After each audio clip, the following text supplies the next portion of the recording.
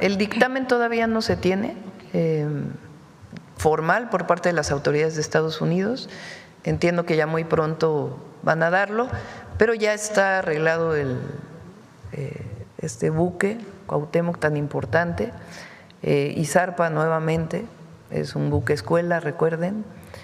Hoy me lo informó el almirante y no sé si el día de hoy o mañana es que ya va a zarpar y va a tener pues ahí la compañía también de altos mandos para que puedan estar junto con los cadetes.